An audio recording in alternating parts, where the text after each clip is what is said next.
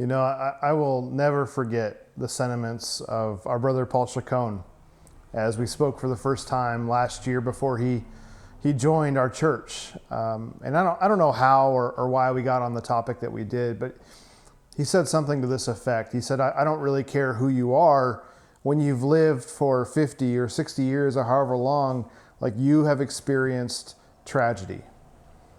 And for him, tragedy and grief and sorrow are one of the great unifiers of humanity, right? It's something that all people have and will go throughout the course of their lives. In fact, the data demonstrates that very reality, that the older you get, the more grief that you will experience, like at a higher rate. And it's a sobering reality, really. And yet, as I've spent the last 12 plus years in ministry, and I've walked through numerous moments of intense grief with people, that's also the reality that I see. That the greater your age, the greater your exposure and experience to extreme loss. And some of you, as I'm talking right now, some of you know exactly what I'm talking about. Some of you have lost a husband or a wife. Some of you have lost a child. Some of you have lost a brother or a sister or a mother or a father, a best friend, or maybe a beloved pet. In fact, when you think about the greatest sources of pain in life, there are two that stand out above all else. Number one is loss of a loved one. And number two is divorce in marriage. Like when you survey the articles and the research that has been done into pain and to suffering and to grief, those are the experiences that grieve us like no other. Let's face it, grief is no fun to deal with. And frankly, it's not any more fun to speak on, believe me. But I recognize, and I hope that you recognize also, that grief is part of life. It's part of the human experience in this world that we live in. It's part of our shared experience, you and me, even now as we all shelter in place here in our homes. Like that's what we do, we grieve. And that grief, it looks different for everyone. There is no tried and true textbook way to experience grief.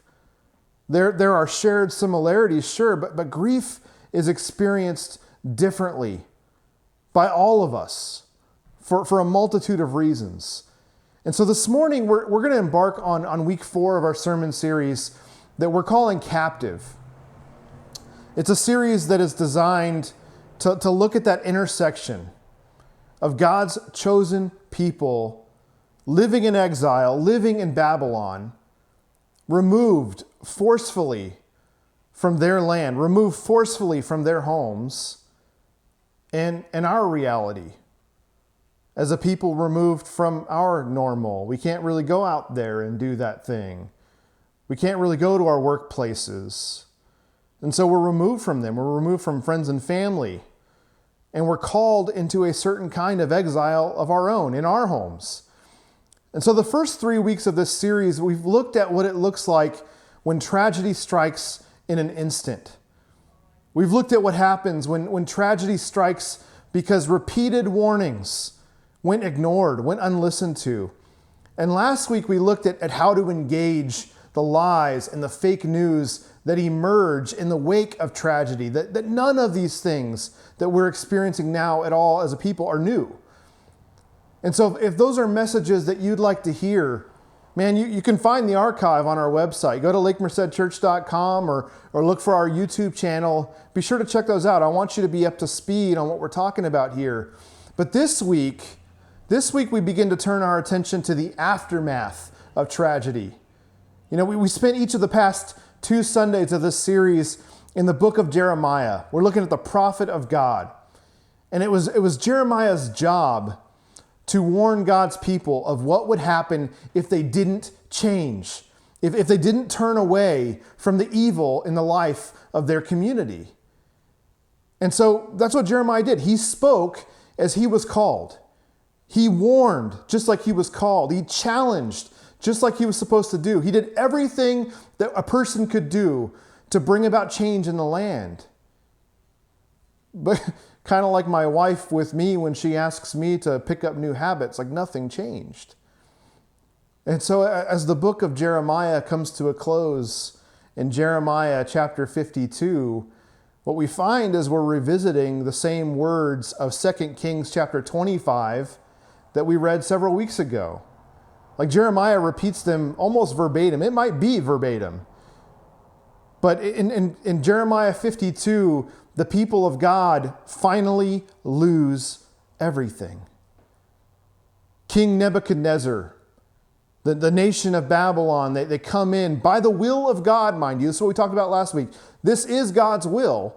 But they come in and they lay siege to Jerusalem. They laid siege to the surrounding nation of Judah. They burned down the temple of God. They burned down the royal palace. They burned down all the houses of Jerusalem, like every important building, all the walls, everything destroyed. And then we're told that they carried many of those people into Babylon with them, along with all their valuables, all the gold and riches from the temple and so on. Like God's people were now a captive people. Like they were lower than slaves. And now they weren't even in their homeland. They're living in a foreign land. Like if you've ever felt intense grief, then you know what this moment feels like for them. If you've ever been just like living your life, enjoying the relative normal that is your life, only to have that taken from you, like everything you loved, everything you dreamt about, everything you worked for.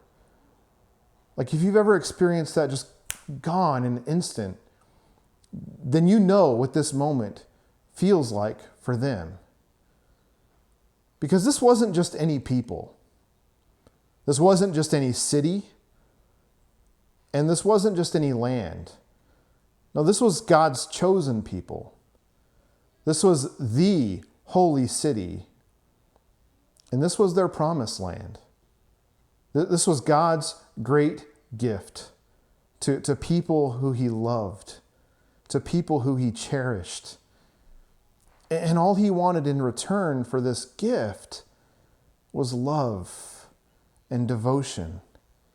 And so for hundreds of years, God called on those people to change their ways. He wanted them to return to him. And so he waited. He waited patiently for them. But change never came. And so God eventually had to say what you and I would say. He said, hey, enough is enough. And so here's what I want you to understand about this moment that we're talking about right now. Like this wasn't just some slap on the wrist. This wasn't just some like time out where God's going, hey, you guys messed up and kind of go over here for a minute. I want you to make no mistake about what this moment represented. This was a divorce. And that might surprise you, but that's exactly what this was. And this wasn't just any divorce.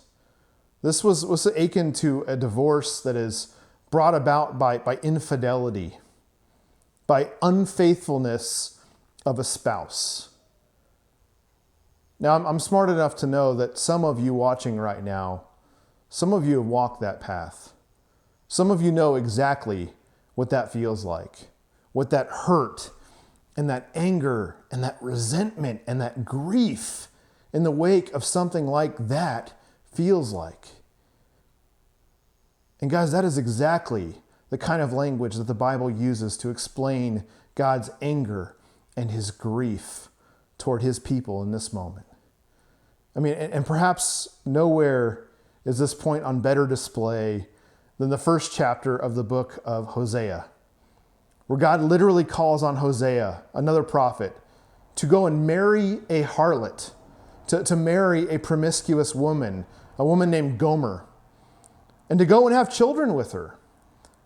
God was calling in that moment on Hosea to go and live and experience his own reality, as a faithful God. A faithful God wedded to an unfaithful bride. And so as Gomer and Hosea welcome child after child after child into their lives, each time God speaks up and he tells Hosea what to name each one of them. He says, call her Lo Ruhamah, which means not loved, for I will no longer show love to Israel. Later he says, call him Lo Ami, which means not my people, for you are not my people, and I am not your God.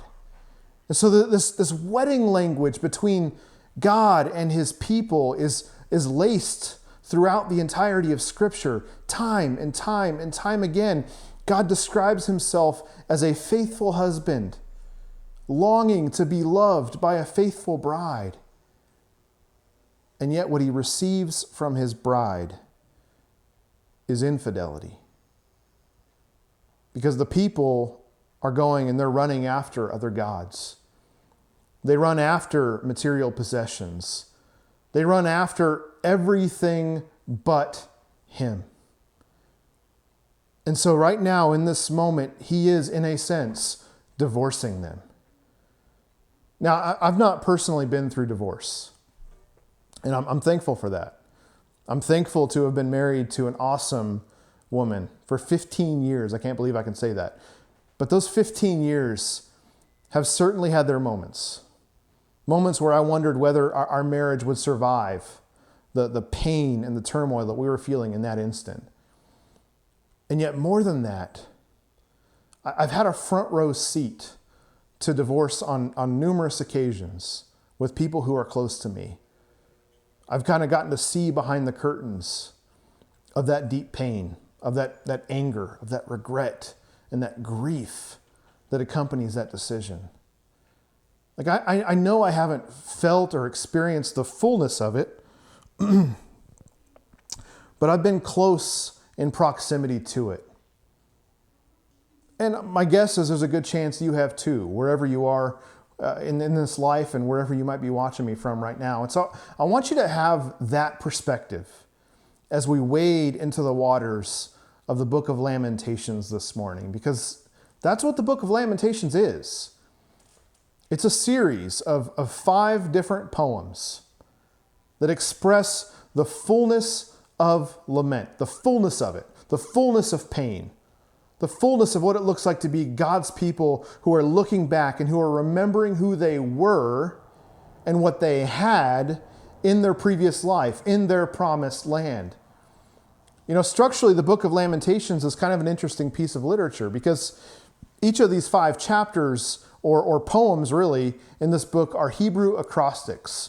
And if you don't know what that means, in other words, each verse is represented by a letter of the Hebrew alphabet. And so there are 22 letters, thus there are 22 verses in each chapter, in each poem, except for the middle one. The middle poem in Lamentations 3, where each letter is repeated 3 times before advancing to the next one. And so Lamentations 3 has 66 verses. But Lamentations is also the very next book after Jeremiah. And oftentimes what you'll see is it's coupled with Jeremiah in commentaries as sort of a complementary text, a text that should be read together with it. And so if you're a member of Lake Merced, you might remember that we spent some time in this text in the wake of the mass shooting that happened in Gilroy a few months back in July. And we did it as a way to give us language for how to grieve. And yet it was important to me that we revisit it again as we move through this series, because it may never again, frankly, in our lifetimes apply as well as it does right now to what we're feeling as a people who are exiled away from our normal. And so as Lamentations begins, we encounter a poem that speaks of Jerusalem in the feminine, she and her, language like that. And so here's what it says. It says, how deserted lies the city once so full of people. How like a widow is she who once was great among the nations. She who was queen among the provinces has now become a slave. Bitterly, she weeps at night. Tears are on her cheeks. Among all her lovers, there is no one to comfort her. All her friends have betrayed her. They have become her enemies. And so Jerusalem, God's holy city here, is depicted as something like a widow who is weeping at night. That even after all she did to pursue other gods, other stuff, none of her quote-unquote lovers are there now. None of them are there to comfort her. And it's this raw portrayal of the loneliness that comes with severe loss. We continue on in verse 7 of Lamentations 1. He says, in the days of her affliction and wandering, Jerusalem remembers all the treasures that were hers in days of old. Like one of the most common things that people do when they face severe grief is they look back and they remember. What do? Like you reflect on all the things that you had, the joy of the life that you had, the life that you had built. And you sit back and you wonder, like, man, where did it all go? Why is it gone now? Like you see this sometimes on full display with people like celebrities or professional athletes, that there's a mourning that takes place when the good old days are no more. When all you seem to have left are the memories. And so as the writer continues on, the grief changes here. It begins to get more personal, and it's not just about the community anymore. Now it begins to get more specific. It becomes a first-person kind of pain. In verse 12, the writer says, "Is it nothing to you, all who pass by? Like, look around and see, is any suffering like my suffering that was inflicted on me, that the Lord brought on me in the day of his fierce anger? Is any suffering like my suffering?" In verse 14, he says, "My sins have been bound into a yoke by his hands. They were woven together. They have been hung on my neck, and the Lord has sapped my strength. He has given me into the hands of those I cannot withstand." It's a language that echoes that showdown that we read about last week with Jeremiah and Hananiah, right? Where a yoke has been hung on the neck. And the writer of this lament is in bondage, and there's nothing they can do about it. It's like this feeling of helplessness. And so as the text continues, their suffering desires relief. What do they want? They want what we would want. They want comfort. And so he says, I weep, and my eyes overflow with tears. No one is near to comfort me. No one is here to restore my spirit. Verse 17, Zion stretches out her hands, but there is no one to comfort her. Verse 21, people have heard my groaning, but there is no one to comfort me. No one. Like, have you ever suffered to the point of agony and you just wanted something, anything that will comfort you? Because many people in our world today suffer and they desire comfort, but they don't know where to turn. They don't know where to get it. And so they seek it wherever they can. They seek it in drugs. They seek it in alcohol. They seek it in pornography or food or whatever. And so this person, this writer here, they want relief from their pain. They're feeling this pain. They don't want it anymore, but none is offered. And so the poem comes to an end with these words: my groans are many, and my heart is faint. My groans are many, and my heart is faint. You know, as Lamentations 2 begins, the focal point shifts. And so instead of reflecting on the people of Jerusalem or the perspective of the writer,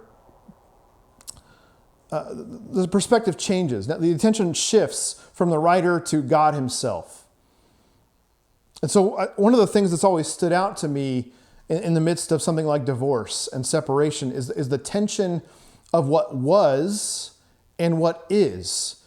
Because here are two people who treated one another lovingly, who were intimate, who gave each other gifts and compliments and flirtations, and how all of that can just go away.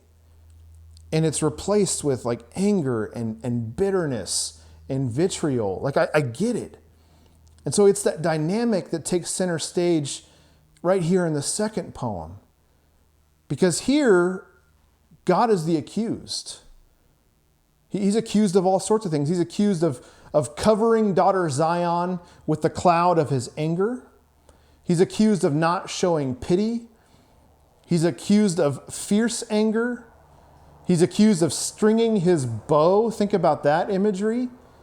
He's accused of destroying and rejecting and abandoning.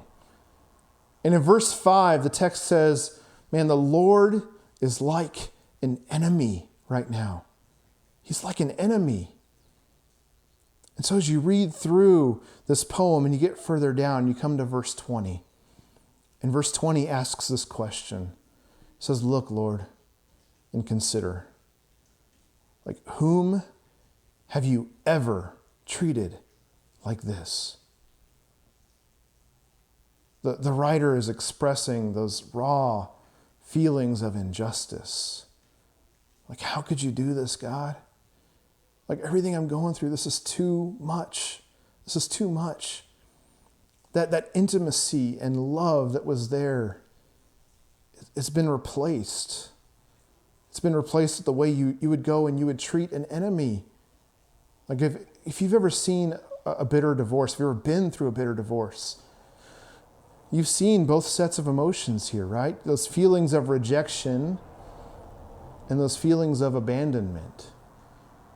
And yet here in Lamentations 3, as we move to the next one, we begin to see that grief process shift. Its tone changes yet again, this time from affliction to something else. And this, I think, is the fulcrum. This is the tipping point for the entire book. In verse 19, and we're going to read a chunk here, so I invite you to read along with me. Lamentations 3, beginning in verse 19, the lamenter, the writer, if you will, says this. He says, I remember my affliction and my wandering, the bitterness and gall. I well remember them, and my soul is downcast within me. And yet this I call to mind, and therefore I have hope. Verse 22, because of the Lord's great love, we are not consumed. For his compassions never fail. His compassions are new every morning. Great is your faithfulness. I say to myself, the Lord is my portion. Therefore I will wait for him. The Lord is good to those whose hope is in him, to the one who seeks him. It is good to wait quietly for the salvation of the Lord. It is good for a man to bear the yoke while he's young. Let him sit alone in silence, for the Lord has laid it on him. Let him bury his face in the dust. There may yet be hope. Let him offer his cheek to the one who would strike him. That's pretty familiar language, right? And let him be filled with disgrace. For no one is cast off by the Lord forever. Though he brings grief, he will show compassion. And so great is his unfailing love, for he does not willingly bring affliction or grief to anyone. Do you hear that? God does not willingly bring affliction or grief to anyone. You know, you may or may not be familiar with the Kluber-Ross model. It's probably better known as the 5 stages of grief. But if you are, then you may know that the 3rd stage of grief that's mentioned is known as the bargaining stage. It's that time in grief where you begin to try to negotiate, to reconsider, to bring an end to sorrow or pain. And it's often coupled with like an endless array or train of those what if questions or statements. Like, what if I had done something differently? What if I had done this? What if she had said that? What if he did this? You second guess everything. Well, this section doesn't quite fit that definition like precisely. And yet there are some similarities here. In fact, if you read those 5 stages of grief loosely, it's interesting. There's a tremendous amount of overlap between them and the form and structure of the entire book of Lamentations. And so these words may not be bargaining literally or specifically, but they are words, nevertheless, that are seeking comfort. They're seeking hope in affliction. They're seeking a path forward. They're seeking to make sense of all this pain, all this turmoil, all this suffering. Like, why is this happening? And so in verse 38, the text continues. Is it not from the mouth of the Most High that both calamities and good things come? Why should the living complain when punished for their sins? And what you see here is that there's empathy. There's empathy for God's vantage point. There's finally an ability to see it from his perspective. Like, I know I deserve this. I know we as a nation deserve this, God. And if I can accept the good that God is going to offer me, I have to also be able to accept the calamity from my sin. And so as Lamentations progresses, right, the Kluber-Ross model, stage 4, it represents depression. So we come into Lamentations 4. How does it start? Verse 1, how the gold has lost its luster. The fine gold becomes dull. They're saying, God, things are not good right now. Things, in fact, really suck right now. Verse 9, those killed by the sword, those people are better off than these people who survive, those people who die by famine, who are racked with hunger. They waste away for lack of food from the field. It's better off to die by the sword. And yet, despite the depression, there's still this tinge of hope that your punishment will end, daughter Zion. He, God, will not prolong your exile. And finally, as we move into Lamentations 5, we see elements of that 5th stage. We see acceptance. Verse 2 says, our inheritance has been turned over to strangers. Our homes have been given to foreigners. You fast forward to verse 15, like joy is gone from our hearts. Our dancing has turned to mourning. The crown has fallen from our head. Like, woe to us, for we have sinned. Verse 19 says, you, Lord, you reign forever. Your throne endures from generation to generation. Like, why do you always forget us? Why do you forsake us so long? Lord, restore us to yourself, that we may return. Renew our days as of old. Like, take us back to the old days. Verse 22, unless you have utterly rejected us and are angry with us beyond measure. The laments that we just read, they end with an acknowledgement. Like, this is where we are as a people. Yes, this is where we are. And yes, Lord, this is what we've done. And yet, this is our hope. Our hope is that we may yet be restored to you, God, that we may yet return, unless it's too late, unless there's no hope left, in which case they're saying like there's nothing more that can be said. And I love that cliffhanger is here in this book. I love that that's how the book of Lamentations ends. Like, unless, God, you've just given up on us.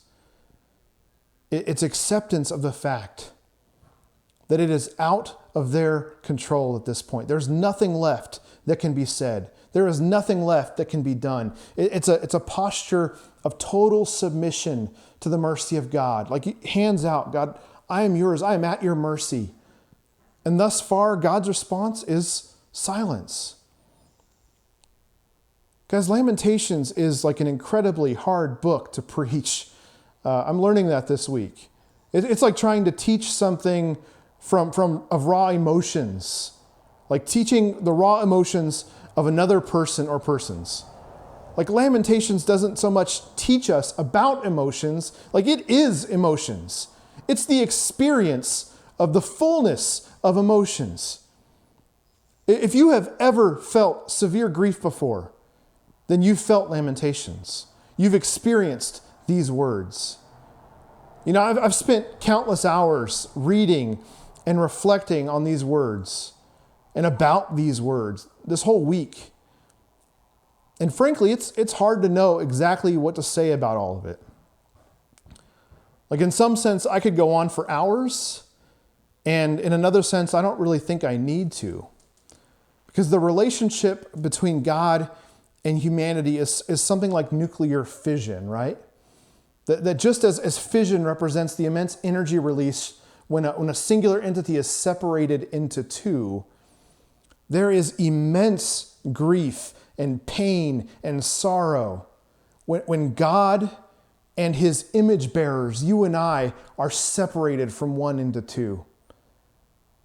Church, marriage is depicted in Scripture as two becoming one, literally one flesh, something that no man is to put asunder, right? No man is supposed to separate that.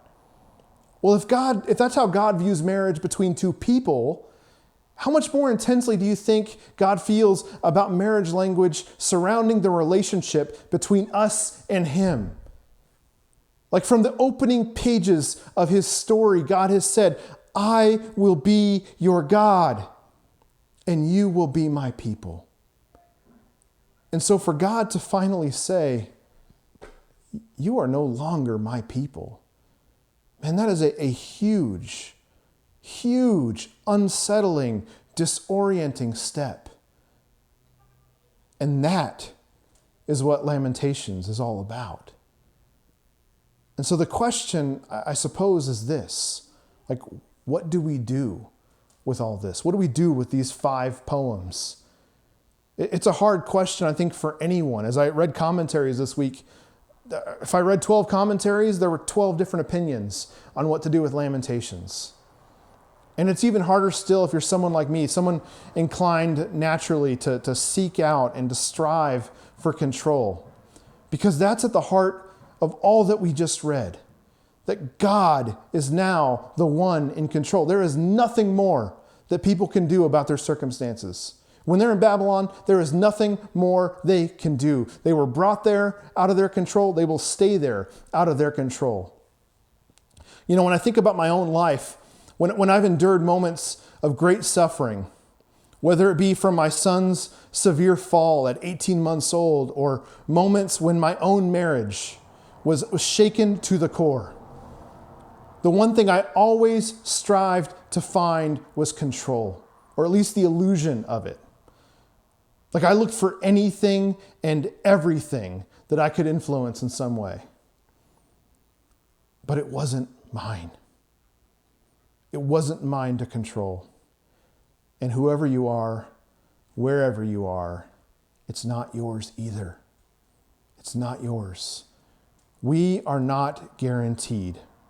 We are not in control of even the next breath that we take. Whoever you are not guaranteed to wake up tomorrow morning. I pray that you do, but you are not guaranteed that. We as a people are not in control. And that, I think, is the central, greatest, actionable thing that we can take from this entire text. I think it's found in Lamentations chapter 3, right in the middle of a paragraph in verse 26. It says, "It is good to wait quietly for the salvation of the Lord."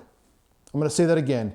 It is good to wait quietly for the salvation of the Lord.